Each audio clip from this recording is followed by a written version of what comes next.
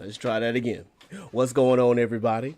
It's your boy Eddie D. Williams, and you are listening to and watching a brand new episode of Just Talking About.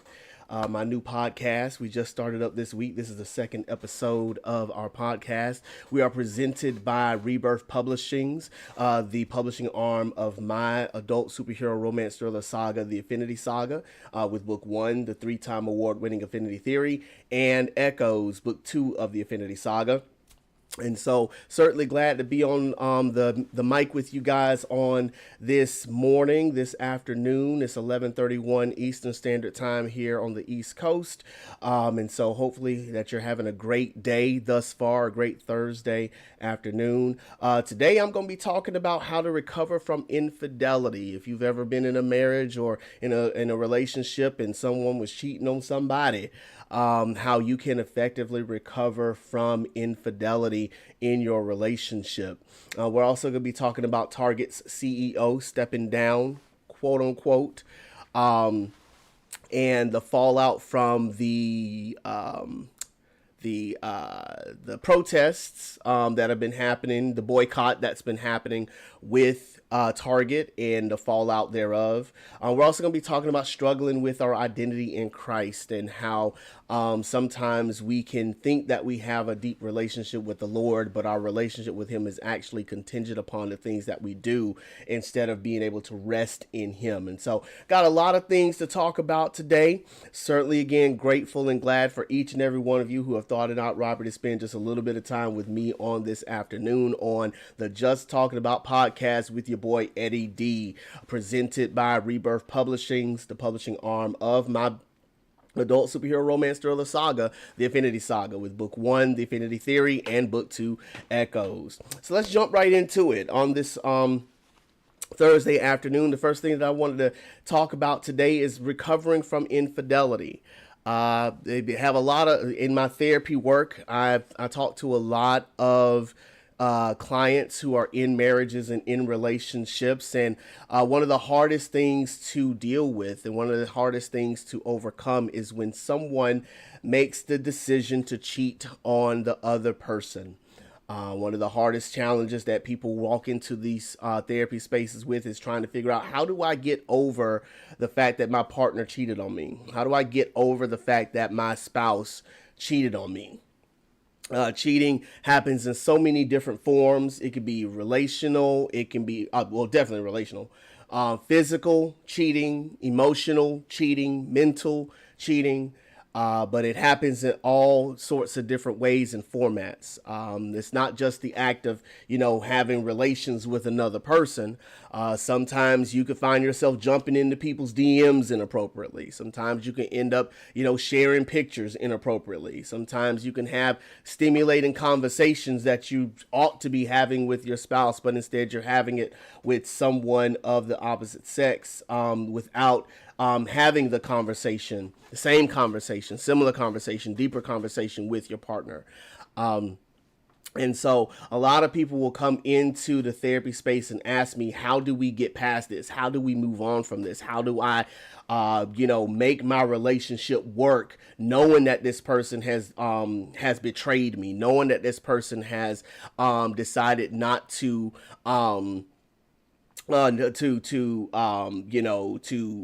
disrespect our vows, to disrespect, the things that we are supposed to, be doing for one another, being together forever. How do I get over that? How do I get past that? How do I continue in a relationship with my spouse? And so there's a lot of different caveats and a lot of different nuances that come with trying to overcome infidelity in a relationship. The first and foremost, there has to be ownership that a wrong has happened.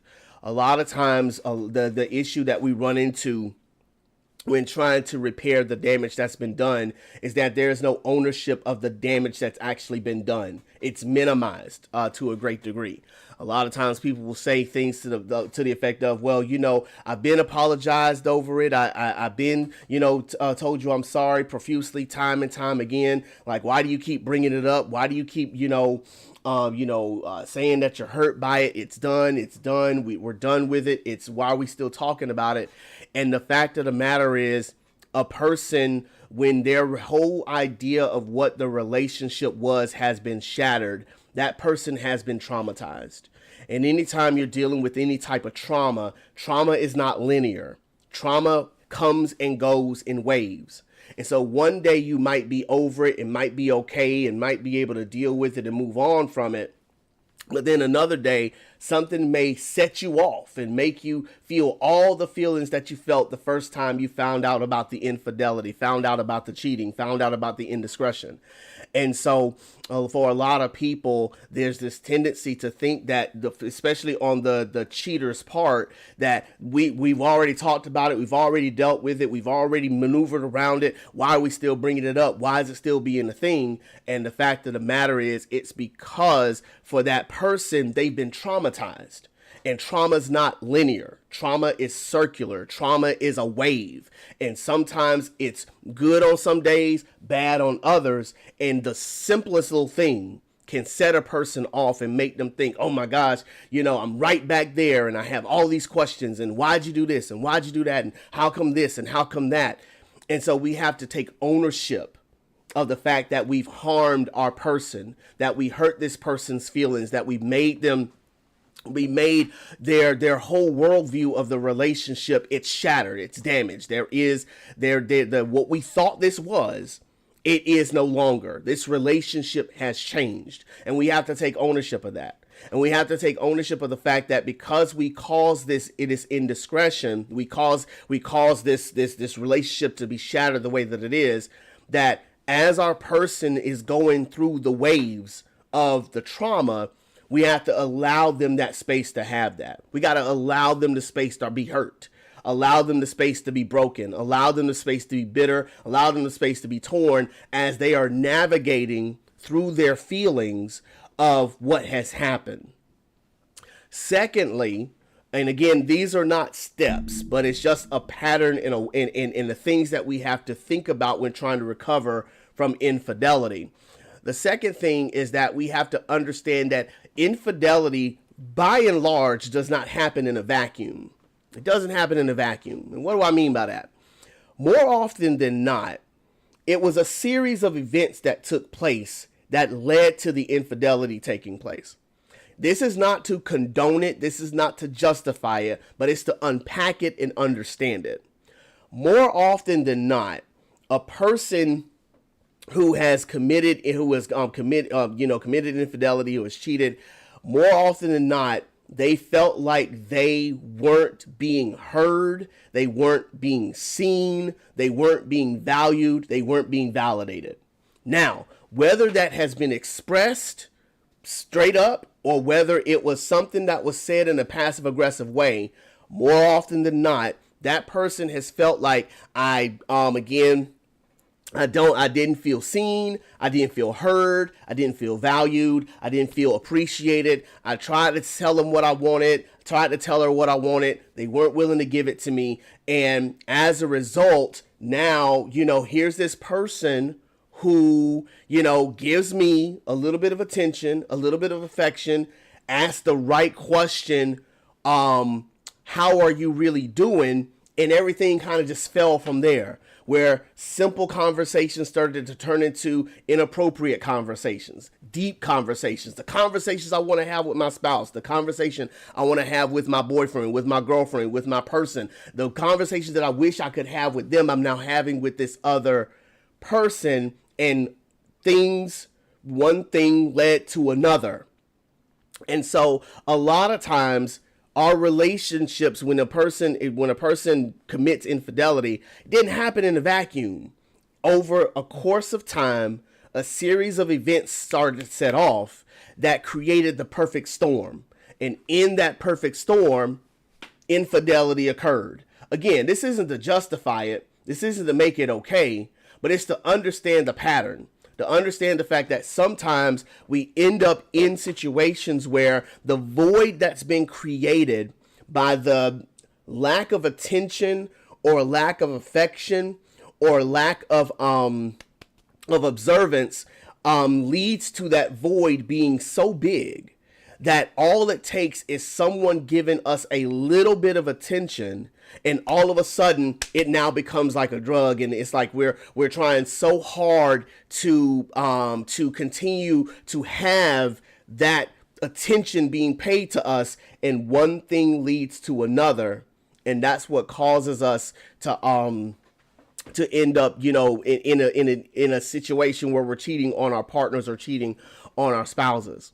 And so we have to come to terms with that.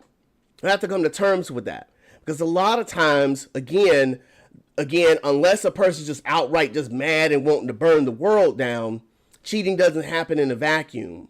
And for a lot of the cheatees, the person who was cheated on, we don't want to acknowledge that we might have had a role to play in this situation taking place.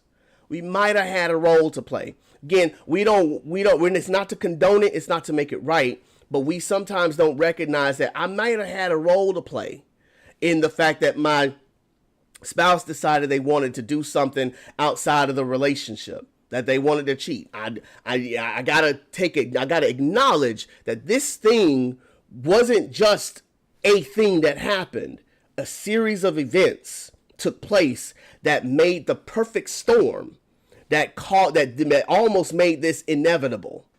And so again, we have to acknowledge the series of events that took place that made this possible. Again, it's not to condone it. It's not to make it right. It's not to make it where, that's why they did it. Okay, no, we still own the feelings of being hurt, being betrayed, angry, all the things. But it's again to understand that a series of events took place, in most cases, that led to this happening. Again, sometimes in life we can get complacent and we can feel as though, we're just going according to plan. The life is just lifing, and it is what it is. And as a result, we start not seeing each other. We start not understanding each other. We start not talking to each other like we used to. And in that space, it starts to create the void. We hope that someone will see it and speak on it, understand it, talk about it, and those sort of things. But 9 times out of 10, we don't see that as we're going through the motions of life, raising kids, working on the job, life just transpiring, us getting older, all the things that sometimes it can create a void that if we're not careful, if we don't see it, may cause us to then act out of character in an attempt to fill the void that's been created. And so once we're able to understand and unpack that, it then becomes necessary to create a space for safe, open, honest communication. Now, again, this is probably going to be challenging because of the fact that we've been hurt and we want to just get it. We just want to get that hurt off our chest. We want to let them know I'm hurt, I'm bitter, I'm broken, all the things. In creating a space for safe and effective communication, it gives us the opportunity to be able to unpack all the things, all the emotions of the hurt and pain, all of the things that led up to where things fell apart, and more importantly, understanding what our partner needs. Sometimes we, as again being in relationship, we can give our partners the best of us, but it still not be what our partner values, what our partner needs, what our partner desires. And so if my love language, the love language that I give is acts of service, but my partner's love language is words of affirmation, I can give my partner acts of service all day long. But if I never give them the words of affirmation that they're looking for, a void is going to be created. And so sometimes it's not that you don't love your partner. You love them very much, but you may not be speaking the language that your partner desires the most. And so even in all of your doing, if you're not speaking the love language of your partner, then your partner will feel a void in their heart that will be easy for someone else to speak the language that they love, the language that they crave. So again, if all I'm doing is acts of service, and I never give my partner words of affirmation that is the love language that she speaks, then it makes it easy for someone to give her words of affirmation, and that now become the person that she goes to for words of affirmation. And so even though I may be very fluent in acts of service, it would behoove me to learn how to speak the language of words of affirmation so that I can speak the language that my partner receives and desires the most. See, when we're in partnership and in relationship, we sometimes have to realize I'm going to have to make some sacrifices. I'm going to have to sacrifice some things in order for my partner to know that I love them and that I care about them. Yes, don't stop doing what you're doing as your primary language that you know how to speak very well. But if your partner doesn't receive acts of service as well as again, words of affirmation is the example, then again, it will behoove me to learn how to speak words of affirmation so that my partner knows that I care about them, not just from what I do from day to day, but by giving them what they want. I often liken it to this. If I give my kids $5,000 worth of stuff, and right now my kid's watching on the TikTok land, hey girl, how you doing? If I give my daughters $5,000 worth of stuff for Christmas, but I miss the $10 item that they've been asking for all year long, Christmas is ruined. It doesn't matter that I got them $5,000 worth of stuff. What matters is that I heard what they wanted and I gave them what they wanted. If I give you $5,000 worth of stuff, but I missed that $10 item, I can think that I'm dad of the year all day. I'm gonna be a terrible person in the eyes of my kids. Relationships are no different. If my partner values something more so than anything else, and I love my partner, want to be with my partner, want to spend the rest of my life with my partner, want to do life with my partner, then it behooves me to learn the language of my partner and be able to speak it fluently so that my partner knows that I love them and that I care about them. And again, this is important when it comes to recovering from infidelity. Because infidelity, again, more often than not, it's about a void being temporarily filled.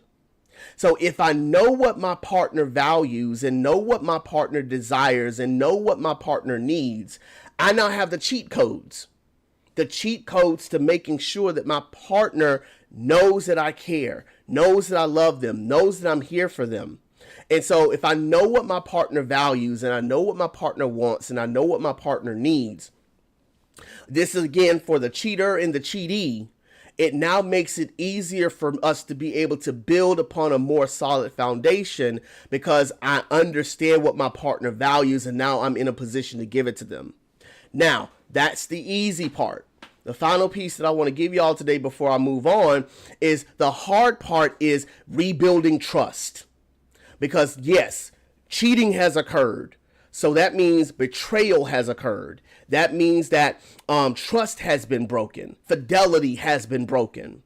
And so it is difficult for the cheatee to trust the cheater when the cheater is saying, I still want to be in this relationship. For the cheater, you have to allow for grace and patience as your partner is overcoming the pain from the betrayal. You don't get to dictate how long it takes your partner to get over what you've done. Your partner didn't cheat on you. You cheated on your partner. So you now don't have the right to dictate how long it's going to take for your partner to get over what you've done to them because you hurt them. You cheated on them. Got to accept that. It is what it is. You did what you did. And so we can't put a time limit on when they're supposed to get over this. Nevertheless, if I understand my partner's love language and I understand what my partner values, my job is to be consistent in giving them what they need and what they desire. My job is to understand and to recognize that I have to be consistent in what I do. And I cannot do it expecting a pat on the back. I'm so proud of you. Good job every single time that I do it. My job is to love you the way you want to be loved and to show consistency in that as my partner is getting past and getting through the hurt and the pain of the betrayal that I caused, regardless of the reason, regardless of the void. For the cheatee, my job is to recognize, again, if we're talking about the fact that the partner, that the cheater was looking for something that I didn't give them, my job is to be able to give my partner what they're looking for while simultaneously working through the pain and the hurt that I feel. Because again, that pain and hurt is justifiable and it's not going to go away overnight. You're not going to just all of a sudden, okay, I'm over it, we're good, we can be all right. No, you're going to be hurt for a while. And flashbacks and nightmares and all those things are going to occur without question, because you've been hurt, you've been betrayed, and you've been traumatized. And so you're going to feel those things. And so, again, given the space of safety where you guys can talk about those things, you got to work through the pain and the hurt and the betrayal as you are rebuilding trust. Being patient with your partner as they're showing you consistency, or at least you're looking for consistency, and ensuring that you are giving your partner what they value, what they need, and what they desire, because you're still a partnership. And it is, again, your responsibility to be able to provide for your partner what they value, what they desire, what they need. Because again, in this situation, the series of events that occurred are what led up to the infidelity taking place. And as much as you can help it to prevent the void being created, you want to be able to give your partner what they're looking for. Now, all of this that I've just said is not a step 1, step 2, step 3, we gonna be all right in a week. These things that I'm suggesting about how to recover from infidelity takes months, if not years, to get through. So I'm in no way, stating that, this is something that somebody ought to be able to get over and get through and be good with it, mañana. No, that's not what I'm saying by any stretch of the imagination. And I don't want anyone walking out of here thinking that that's what I'm saying. But what I am saying is that for many of us who are going through or have gone through infidelity, we ask the question, how do I recover from it? It is a series of things where you're having to acknowledge the pain, create a space of safety, recognize what my partner needs and values, and then being able to be patient with one another as you're rebuilding trust and rebuilding the foundation of the relationship. You can recover from infidelity, but it's going to take a lot of work. It's going to take a lot of kindness. It's going to take a lot of forgiveness. It's going to take a lot of patience on both your parts. And so, again, if you decide that I want this relationship and I want it to work and I want us to be, what we were meant to be, then these are just some helpful steps, some helpful, I'm going to call paradigms by which to get through and overcome. It won't make it easy.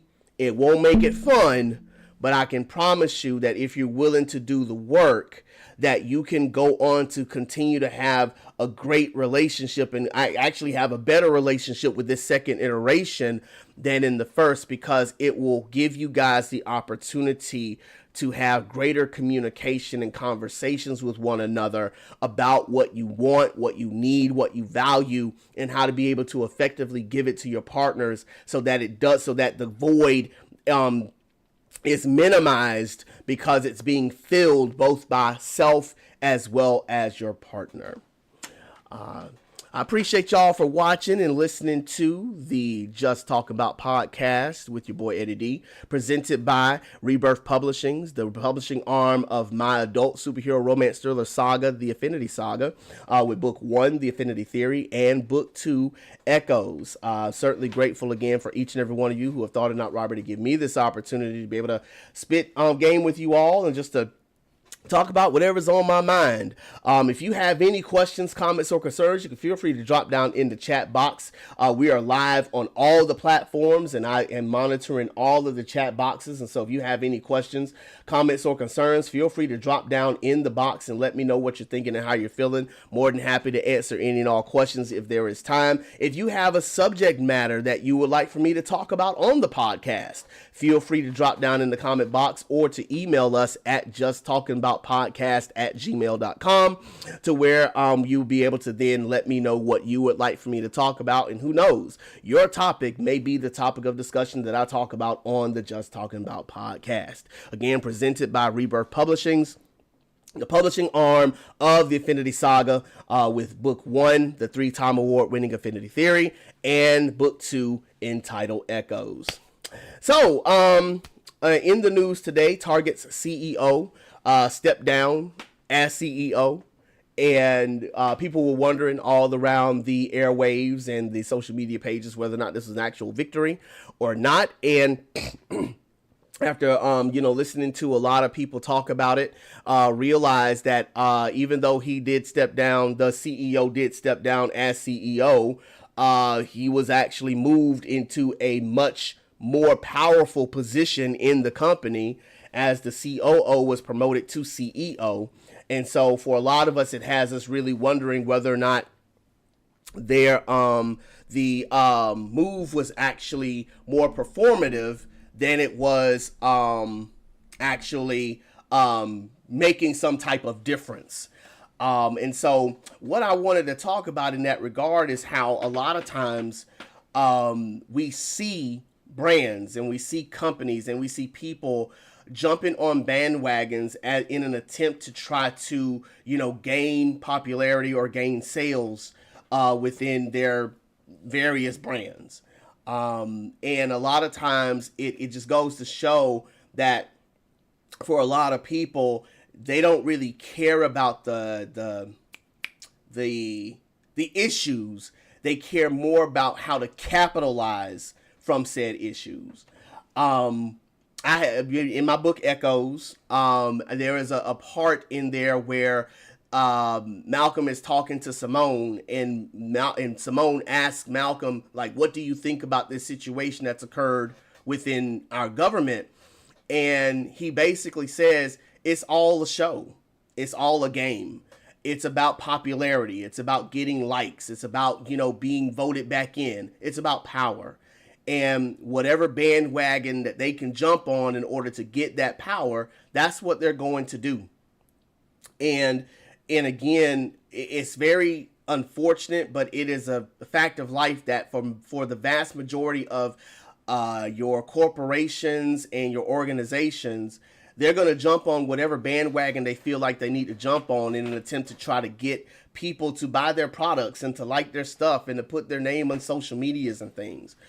Sometimes people will even allow controversy in order to get their name in lights. Some people say that bad publicity is still publicity. We saw that happen with the Sydney Sweden. Was it Levi? No, let me not. No. No. American Eagle. The American Eagle campaign. Woo! I'm glad I got it right. Like, which one was it? The American Eagle campaign, and how the subliminal messaging within that campaign was not apropos, but notice how much noise it made. It made so much noise.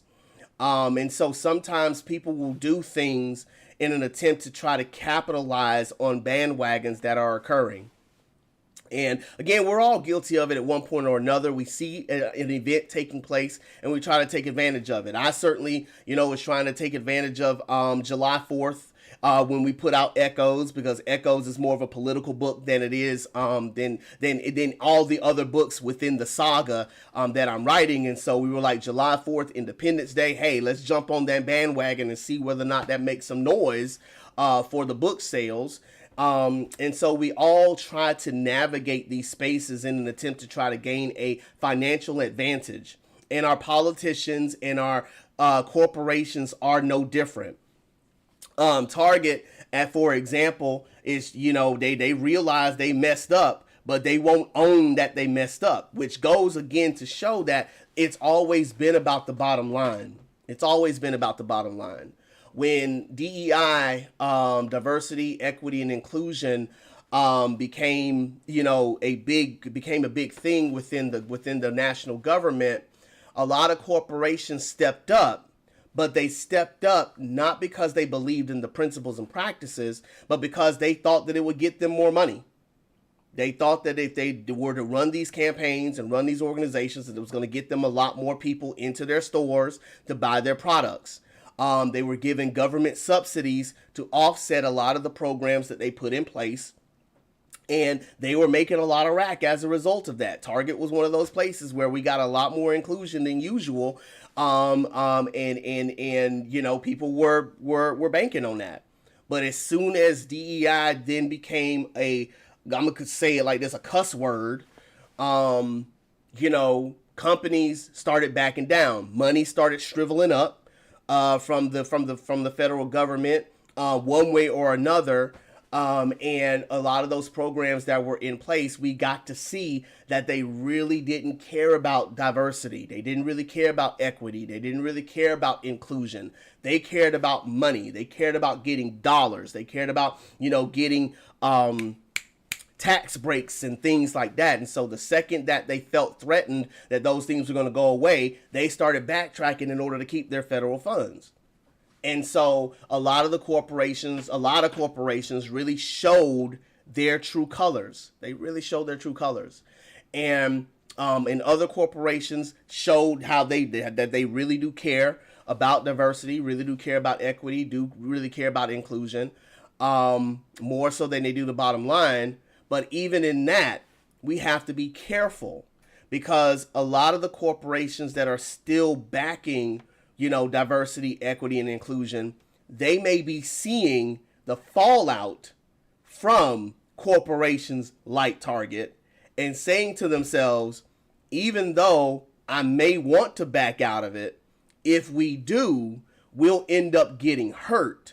So let's keep it and continue to push it, because now it's so popular in the eyes of people that if we push for it, then if we push harder for it, then people will want to shop with us than they do our rivals. And so even in that, we still have to be careful that just because people are still clinging to it, that they're not clinging to it because they see the writing on the wall.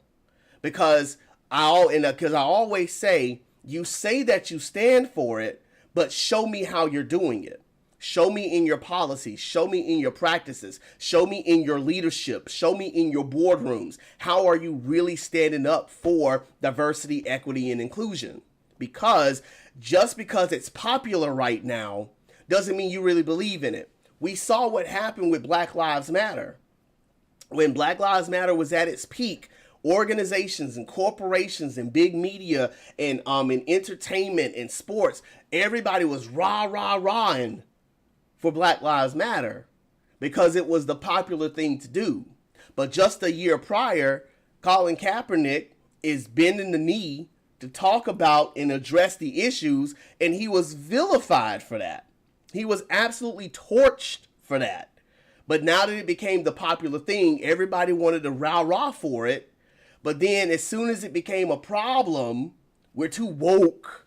Now everyone started backtracking from it once again. And so again, when it's popular, when it's convenient, people want to stand up for it. But when it's not popular, when it's not popping, when it's not convenient, when it's not going to help meet the bottom line, a lot of corporations, a lot of big time media are strangely, though not surprising, silent. And so again, even now, as we see like the Gap in their commercial, that is the antithesis to American Eagle. Are they really standing up for us, or is it a matter of convenience? Is it a matter of trying to again appeal to the masses in a way to where they're now saying, don't shop at American Eagle, come shop here with us? Do they really stand for what they say they stand for, or are they taking advantage of a situation where they see what happened with Target and they're like, we're not going to be Target? They see what happened with American Eagle. We're not going to be American Eagle. We're going to stand above that in a way that puts us above the fray, and in doing so, make our bottom line that much bigger. So again, I'm not knocking anybody for their hustle. Do what you do. But I'm just challenging us today. Are you paying attention to what's really happening? Are you paying attention to what's going on?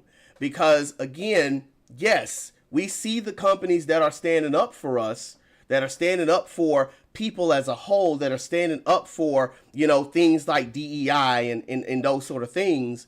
But are they really doing it because they believe in the principles? Or are they only doing it because they know that now is the time to strike while the iron is hot, so that maybe somebody will see us and want to shop with us because they see that we're standing for them, when in reality, whenever the next wave comes, we're going to move everything in that direction so that we can catch the new wave of people. You're listening to and watching the Just Talking About podcast with your boy Eddie D. Williams. I am so grateful to be on the podcast with y'all. We're presented by Rebirth Publishings, the publishing arm of my adult superhero romance thriller saga, The Infinity Saga, with book 1, The Infinity Theory, and book 2, Echoes, available in the Infinity Saga store. If you head over to the bio and follow the instructions in the bio, you can receive your copies of The Infinity Theory and Echoes at your convenience. Certainly grateful to be again here on the live with y'all and to be rocking with y'all on the various platforms. We are available just about everywhere you can think of. And so if you have missed any part of this recording and would like to listen to it over again, or you just want to, listen to the sound of my voice 50 times, you could head over to YouTube, Spotify, and Apple Podcast and catch the recasting of these podcasts. But we are available just about everywhere you can find us on the various platforms. And so we certainly do appreciate you guys for spending just a little bit of time with me as I'm just talking about whatever's on my mind. And so certainly grateful to all of you. And again, we are presented by Rebirth Publishings, the publishing arm of The Infinity Theory and Echoes, books 1 and 2 of The Infinity Saga. So the last thing I wanted to talk to you all today about is the fact that, for those of us who are struggling with identity in Christ, I was talking to somebody the other day, and a lot of his identity and his worth was based upon what he does, based upon what they do. And so a lot of times when they weren't getting the accolades or getting the achievements, wasn't getting the I'm proud of yous, wasn't getting any of those things, they'll find themselves struggling, trying to understand, their worth and their value, and trying to understand, why do I feel like, I'm worthless, or why do I feel like I'm not, feeling good or not feeling like my best, and those sort of things. And so, in talking with them, I realized that a lot of us, we struggle with who we are as a people and as a person. We struggle with identifying ourselves through the lens of others. And so a lot of our acceptance, a lot of our validation, a lot of our worth, we tend to get that from what other people think of us, what other people feel about us. And particularly talking to my Christian brothers and sisters today, we know that our identity is in Christ. We know that our identity is rooted and founded in the rock, That is where we get our identity. That is where we get our hope. That is where we get our joy and our peace from. We know this headwise. But when it comes to our hearts and what we're really anchored in, a lot of us, we forget that our identity truly lies in him. And so while we understand that he loves us, and while we understand that we are fearfully and wonderfully made, while we understand that, we are a son or a daughter of the king, we really don't rest in that. And so for a lot of us, our vertical relationship with our Savior is more contingent upon the horizontal relationships we have with people. What do I mean by that? I can attest for myself that my relationship with God looked a lot like my relationship with my parents. And I was afraid of my parents growing up. And so for a lot of us, we think that my relationship with God is such to where I have to perform for him in order for him to love me. I got to perform for him in order for him to bless me. I got to perform for him in order to make sure that I don't get struck with lightning bolts and thunderclaps. I don't want him to hate me. I don't want him to hurt me. So let me do what I need to do in order to make him like me. And we, again, get that from the horizontal relationship. I got that from the horizontal relationship that I had with my parents. I felt like because I don't want my parents to be mad at me, let me do things so that I can get them to love me, like me, affirm me, accept me, validate me. Let me perform for them. And in that same way, I thought that was what my relationship with God was supposed to look like too. And so in seeking validation and worth and knowing our identity, a lot of us identify ourselves with our performance and what we do and how well we do it. And so what often happens is our horizontal relationships will begin to define who we are. And in so, again, talking to the believers today, our vertical relationship with God tends to look the same way. Where again, I know he loves me, but I feel like I need to do this in order to make him love me. I know he loves me, but I feel like I need to do these things in order to get him to bless me. I know he loves me, but I'm going to do these things because my validation and worth is based upon how I perform. And so when we find that our performance doesn't get us what we want, or that it's not enough, again, talking to people who have talked to me, find ourselves wondering, who am I apart from what I do? Who am I when it comes to the things that I like, the things that I want, the things that I need, the things that I value? Who am I? And why is it so difficult for me to accept who I am apart from what I do? And so again, for the believers particularly, I challenge them always to go back and look at the relationship that God has with his people. The relationship he has with us is not such to where he's looking for us to perform in order to be loved. He loves us despite us. He loves us for who we are, not for what we do. What we do is a byproduct of who we feel like we are underneath. We tend to think of ourselves as what we do, and we forget who we are as a person apart from what we do.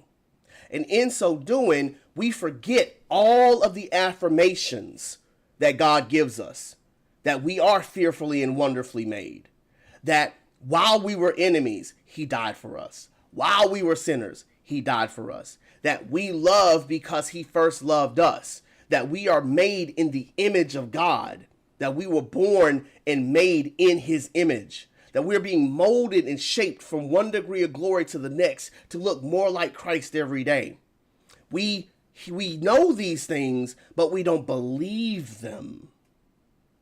But once we believe that these are the characteristics and the nature that God has created us in, it now makes it easier to walk in our identity and our worth. To where I no longer need to perform in order. Come on now. Exactly. We don't have to perform to be loved. I am loved, therefore I perform. So I'm not working to earn salvation. I have salvation, and I'm now working out my salvation with the guarantee that I am loved. It makes it easier to walk out what I know is in me, because I now know that I'm not working it out because I'm afraid of what he might do to me. I'm working it out because I know I'm secure in him. I see what you did there. A lot of our working for God is steeped in insecurity. I don't feel like I'm secure in the kingdom. So I'm going to work to secure myself in the kingdom. When our word tells us that there's nothing we can do to earn it, that our works are but a filthy rag before a righteous God. And so we're not working to earn our way in. We're already in, therefore we work. The peace that surpasses all understanding is built upon an assurance that we're in the kingdom, and that my identity and my worth and value are not contingent upon what I do. For I make mistakes every day. I mess up every day. I do wrong every day. And so my identity is no longer tethered to me, but rather it's anchored in him, in what God has called me to be, what God says I am, what Christ says I am, what Christ died for. And so I'm in a space now where I'm able to walk out the faith that I have. And in walking out the faith that I have, I'm able to now recognize my value and my worth, because my value and my worth is based upon the creator of all things, and not based in my performance, which is good today and a mess tomorrow. And so again, I wanted to share that with us today, because for a lot of us, with the things that are happening in the world today and all the chaos that's ensuing from one day to the next, it's really easy for us to forsake what we know to be true. In doing so, we'll find ourselves trying to earn our way and to, save our way and to produce our way. But God tells us that we have no reason to fear, no reason to be afraid, because he is always with us. And if we have the assurance, the blessed assurance, that we are anchored in him, then even as the storms are raging all around us every day, we can take comfort just like he did when the storm was raging with him inside the boat, and go to sleep in the storm. Again, it's difficult, the world that we live in, but it doesn't mean that we have to forsake who we are as people as a result of the things that are happening in the world. The peace that surpasses all understanding will indeed guard our hearts and minds if we identify ourselves with who Christ says we are and not what the world says we are. The world will try so hard to label us as good guys one day, bad guys the next. We see it all over the social media platforms. We see it all over media right now, where we're labeled all these different things at any given point in time. And it seems just keep getting worse and worse and worse and worse and worse. But we can take comfort in the fact that if we say that we are his and we say that we're in the kingdom, then Christ has secured in us a blessed assurance that we are his and he is ours. And in that, we don't have to struggle as much with our identity, because we're not working to earn a title. We already have the title because we have him. Seek him while he may be found. You better speak, author R.K. Renton. Appreciate you. Yes, ma'am. Seek him while he may be found. Again, he loves us, and he desires that none of us perish, but that we all come to salvation. And again, a lot of us, we are struggling with identity because we are trying to define ourselves by our own mantras or by the mantras of the world, trying to gain validation and acceptance and support from people who are fickle every single day. One day they love us, the next day they can't stand us. I found that out just this weekend as I was, talking about Nadia Coafor's, crash out when she posted the owl on the on her site, and everybody was getting all up in arms about how she responded to the person, you know.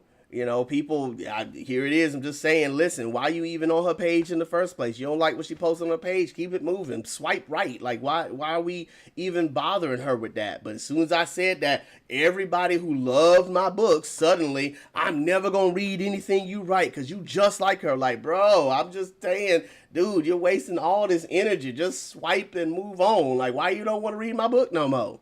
People going to love you today. And they can't stand you tomorrow, and so if we're constantly living our lives trying to, reshape who we are to get people to like us and to get people to love us, then we're going to have identity crises every 6 months. The enemy always trying to find a reason. 100%. And if we're trying so hard to make people happy, we're trying so hard to make all these other folk happy, one day to the next, we're always going to have an identity crisis because people are fickle. The media at large is always fickle. I've always found it interesting that the people who actually support us the hardest, they actually don't say a lot. They support us from the background.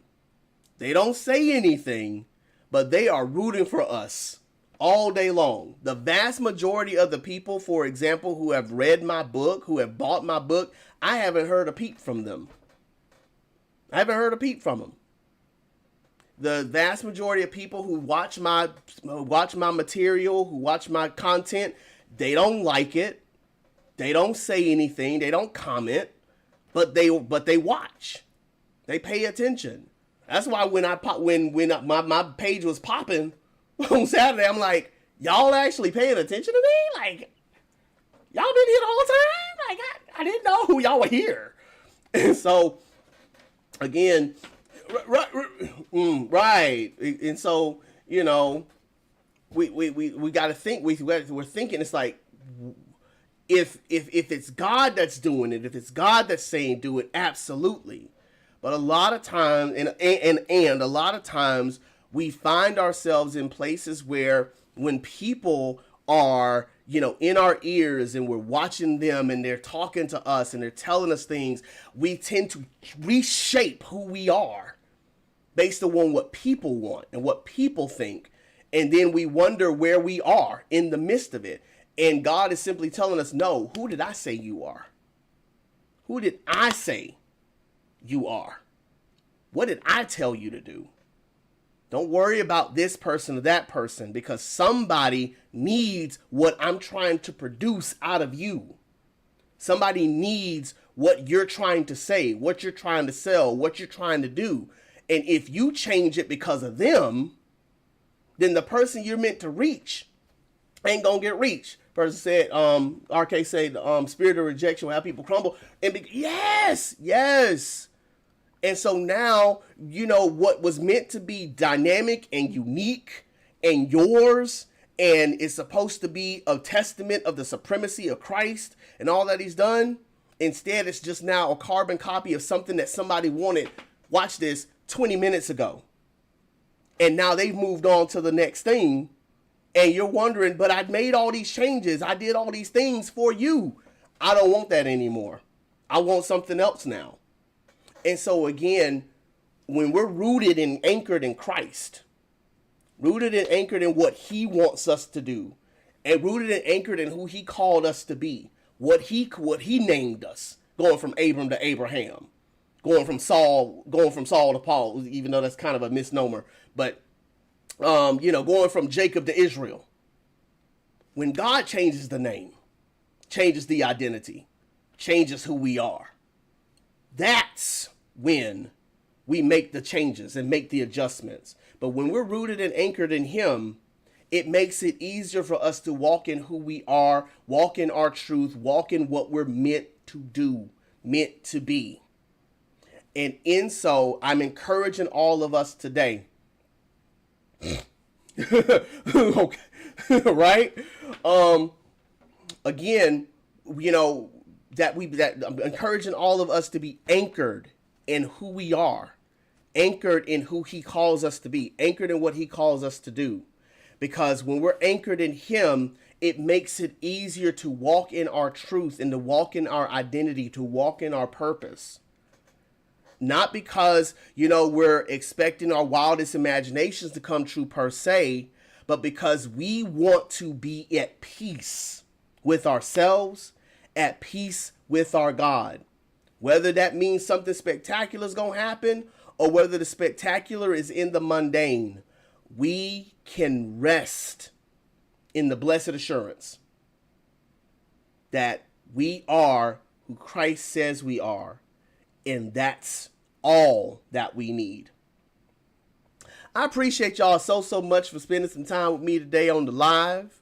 I appreciate y'all for listening and watching the Just Talk About podcast with your boy Eddie D right here on the various platforms and networks. I really do appreciate y'all so much. I appreciate my people on the live holding it down for me on TikTok right now in the chat box. RK Written, I love you. DJ Shop, I really do appreciate you as well. Again, we are presented by Rebirth Publishings, the publishing arm of my adult superhero romance thriller saga, The Infinity Saga, with Book 1, The Infinity Theory, and Book 2, Echoes. Again, we are available on all the platforms. The replay will be available on YouTube, Spotify, and Apple Podcasts. Be sure to be watching and watch it out for our various platforms as we continue to build out the Just Talking About brand and be putting our social media handles out there in the days and weeks to come. I really do appreciate y'all so much for everything you guys have been doing for me. Again, if you haven't gotten a book yet, by all means, head over to the Infinity Saga store and get you a copy of the Infinity Theory and Echoes and any and all the merch. I got my Infinity Theory cup right here that I've been, graciously drinking from time to time. This is available in the Infinity Saga store as well. And again, I just appreciate y'all for all the love, all the support. We'll be back here live Tuesday morning, 11:30 a.m. Eastern Standard Time. So again, mark your calendars. If you're not doing anything, come hang out with your boy for an hour as I'm just talking about whatever is on my mind. As I always say, if you can't see the good, be the good. I love you guys. Peace out, homies.